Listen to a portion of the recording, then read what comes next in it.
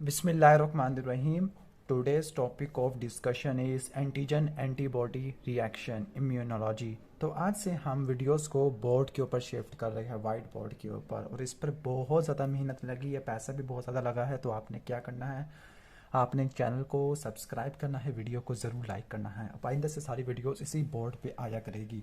तो हम पढ़ रहे हैं एंटीजन एंटीबॉडी रिएक्शन। आपको पता है कि जब भी किसी जगह पे एंटीजन होगा उसके खिलाफ एंटीबॉडी बनेगी, और ये एंटीबॉडी प्रोड्यूस होती है प्लाज्मा सेल से। प्लाज्मा सेल बी सेल से आते हैं। बी सेल कहाँ से आते हैं? लिम्फाइड प्रीकर्सर सेल से, बोन मैरो से प्रोड्यूस होकर मैच्योर होने के बाद ब्लड स्ट्रीम में आते हैं, और फिर जैसे ही वो एंटीजन को इनकाउंटर करते हैं एंटीजन प्रेजेंटिंग सेल की मदद से, वो प्लाज्मा सेल के अंदर डिफरेंशिएट हो जाते हैं, फिर वहाँ से एंटीबॉडी प्रोड्यूस होती है। इस वीडियो के अंदर हमने देखना है कि एंटीजन एंटीबॉडी रिएक्शन लेबॉर्ट्री में होता है। तो जो एंटीजन एंटीबॉडी का रिएक्शन होता है ये स्पेसिफिक होता है, लेकिन ये स्पेसिफिक के साथ बाज़ औक़ात ऐसा होता है कि डिफरेंट एंटीजन के अगेंस्ट या एक ही एंटीजन के अगेंस्ट डिफरेंट एंटीबॉडी हो जाती है, तो वो हम एंटीबॉडी को क्लासीफाई करेंगे। इस वीडियो के अंदर हमने ये पढ़ना है कि एंटीजन एंटीबॉडी का रिएक्शन को हम किस तरह से यूज़ कर सकते हैं लेबॉर्ट्री के अंदर। कि लेबॉर्ट्री के अंदर जो सीरोलॉजिकल टेस्ट होता है, जिनका दूसरा नाम है इम्यूनोलॉजिकल टेस्ट, उनके अंदर एंटीजन एंटीबॉडी का रिएक्शन होता है। नॉर्मली एंटीबॉडीज़ दो तरह की होती हैं, वैसे एंटीबॉडीज़ 5 टाइप की होती है। IgA, आपको पता है IgG, IgM, IgE, IgD।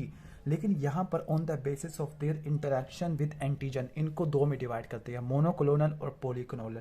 Polyclonal monoclonal antibody, ऐसी एंटीबॉडी जो स्पेसिफिक एक ही एंटीजन के अगेंस्ट एक ही एंटीबॉडी होगी, उनको बोलेंगे मोनोक्लोनल एंटीबॉडी। इसका मतलब ये है कि अगर एंटीजन ए है उसके against specific anti A antibody बनेगी, बी वाले के लिए वो किसी तरह का नुकसान नहीं पहुंचाएगी। इसका मतलब जो मोनोक्लोनल एंटीबॉडीज होती है इनमें क्रॉस रिएक्शन होने के चांसेस ना होने के बराबर होते हैं, लेकिन कुछ पॉलीक्लोनल एंटीबॉडीज भी होती हैं। इसका मैकेनिज्म ये होता है कि बाज़ वक़्त माइक्रो ऑर्गेनिजम्स होते हैं या दूसरे सेल्स होते हैं, फंगल सेल्स होते हैं, प्रोटोजुआ होते हैं, ठीक हो गया, वॉर्म्स होते हैं, ये कुछ ऐसे एंटीजन डिस्प्ले करते हैं। वो एंटीजन करते क्या है, वो बहुत सारी एंटीबॉडी को स्टिमुलेट करवाना शुरू कर देते हैं। फॉर एग्जांपल एक होता है एंटीजन बी होगा फॉर एग्जांपल, तो वो 3-4 एंटीबॉडी को इंड्यूस करवा देगा। तो एक एंटीजन के अगेंस्ट एक ही एंटीबॉडी का बनना, इंड्यूस्ड होना, उसको बोलते हैं मोनोक्लोनल एंटीबॉडी।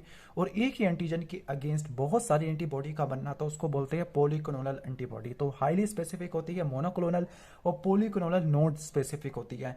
अब इस चूंकि जो मोनोक्लोनल है वो स्पेसिफिक होती है, तो ये क्रॉस रिएक्शन नहीं करती दूसरे एंटीजन के लिए, सिर्फ अपने ही एंटीजन को मारेगी, दूसरे एंटीजन को कुछ नहीं करेगी। लेकिन पॉलीक्लोनल एंटीबॉडी बहुत सारी एंटीबॉडी एक ही एंटीजन के अगेंस्ट बन जाती है, ठीक हो गया। तो ये हमारी बॉडी के साथ क्रॉस रिएक्शन भी करना शुरू कर देती है। आपको पता है कि ये कुछ ऑटो इम्यून डिसऑर्डर वगैरह भी करवा सकती है, तो वो इसको हम पढ़ेंगे, ठीक हो गया।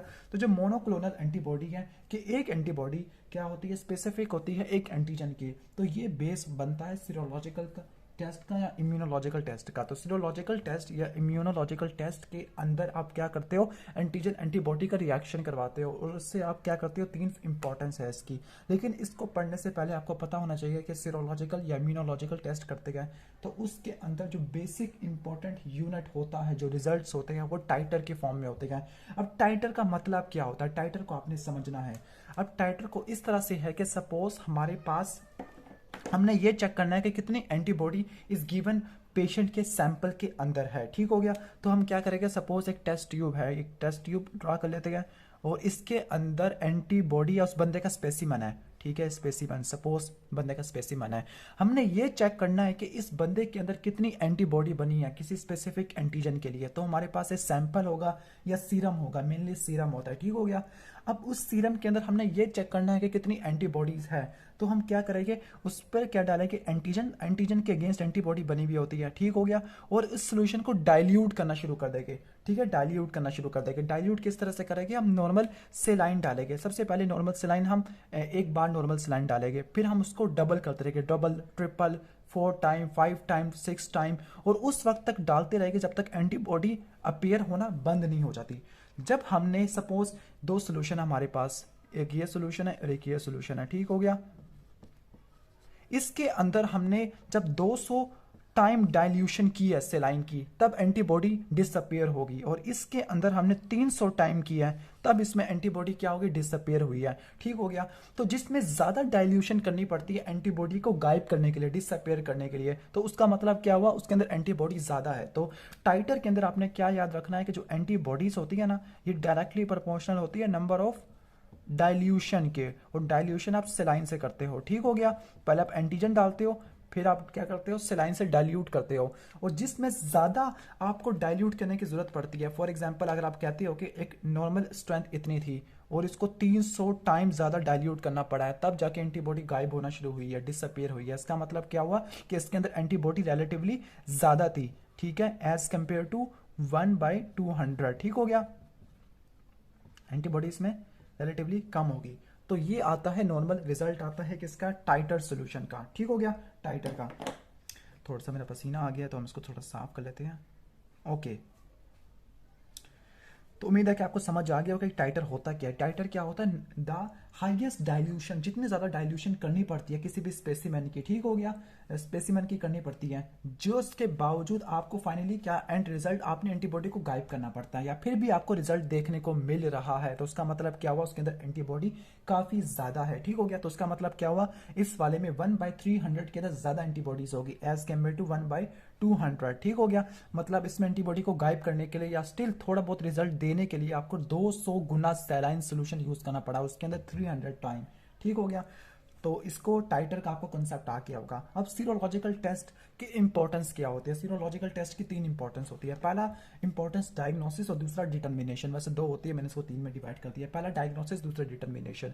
डायग्नोसिस 2 डिजीज का, एक होती है इन्फेक्शियस डिजीज और दूसरा ऑटो इम्यून।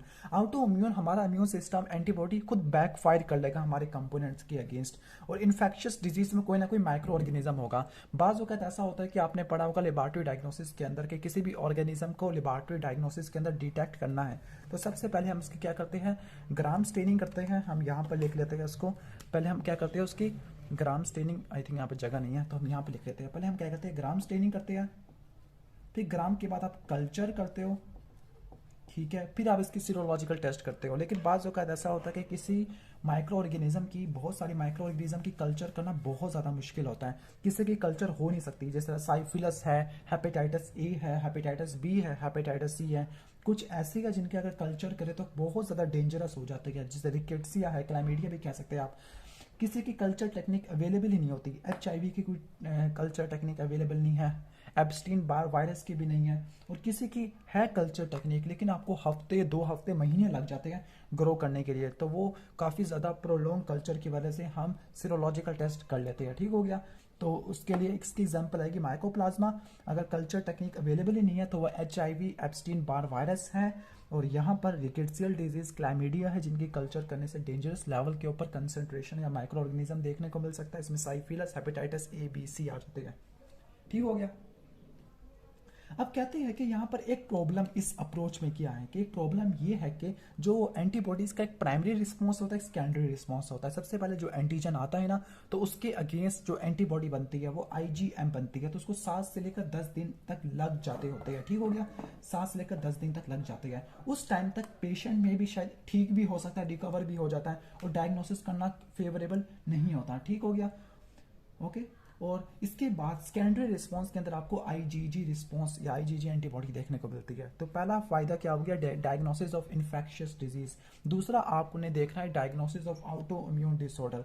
अब यहाँ पे करोगे कि आप एंटीबॉडी अप्लाई करोगे हमारे सेल के कंपोनेंट्स में। जिस तरह आपको पता है कि जो हमारा होता है माइस्थीनिया ग्रेविस, इसमें एंटीबॉडी बनती है इसके अगेंस्ट रिसेप्टर। ठीक हो गया। आपको पता है TSH के रिसेप्टर के अगेंस्ट बन जाती है। ठीक हो गया। और अगर आप रियोमेटॉइड आर्थराइटिस है तो फिर एंटीबॉडी बनती है किसके अगेंस्ट बनती है, ह्यूमन IgG, रियोमेटॉइड फैक्टर होता है। और सिस्टेमिक ल्यूपस एरिथ्रोमाटोसिस में DNA के अगेंस्ट बनती है। अगर पर्नीशियस एनीमिया की बात करते हैं तो उसमें एंटीबॉडी बन जाती है किसके अगेंस्ट बन जाती है, जो हमारे होते हैं ना इंट्रिंसिक फैक्टर को प्रोड्यूस करने वाले पेराइटल सेल्स होती है। ठीक हो गया। तीसरा इनका इंपॉर्टेंस सीरोलॉजिकल टेस्ट की ये है कि हम ABO ब्लड ग्रुप सिस्टम और RH करते हैं। जिस तरह आपको पता है कि हम एक स्लाइड लेते हैं, इसको थोड़ा सा मैं यहाँ पर लिख लूँ, यहाँ पे बना दूँ आपको, कि हम एक क्या लेते हैं, स्लाइड लेते हैं, स्लाइड लेते थे, फिर इसको हम एक साइड पे ए कहते थे, एक साइड पे बी कहते थे, और यहाँ पे एंटी सीरम अप्लाई करते थे। जहाँ पे एग्लूटिनेशन होगी इसका मतलब वहाँ पे एक एंटीजन है। जिस तरह अगर यहाँ पे एग्लूटिनेशन हो गया, यहाँ पे एग्लूटिनेशन हो गया, तो उसका ब्लड ग्रुप क्या होगा, ए बी होगा। ठीक हो गया, ओके। और जो RH वाला भी इस तरह से मालूम कर सकते हैं। और ट्रांसप्लांटेशन से पहले जो MHC टाइप 1 मालिक्यूल है, MHC टाइप 2 मालिक्यूल है, उनको भी डिटरमिन कर सकते हैं, क्योंकि ये ट्रांसप्लांटेशन के अंदर इंपॉर्टेंट होते हैं। और अगर ये ख़राब दे दिए तो फिर ग्राफ्ट रिजेक्शन भी हो सकता है। तो इस वीडियो के अंदर हमने इतना ही कवर किया है, एंटीबॉडी एंटीजन रिएक्शन या antigen antibody reaction in the laboratory, और इसकी इंपॉर्टेंस आपको समझ आ गई होगी। तो अभी तक ये वीडियो अच्छी लगी होगी। वीडियो अच्छी लगी हो तो इसको लाइक करना, और प्लीज़ चैनल को सब्सक्राइब करके ही जाना, और वीडियो को शेयर भी कर लेना। Thanks for watching this video. मिलते हैं नेक्स्ट में।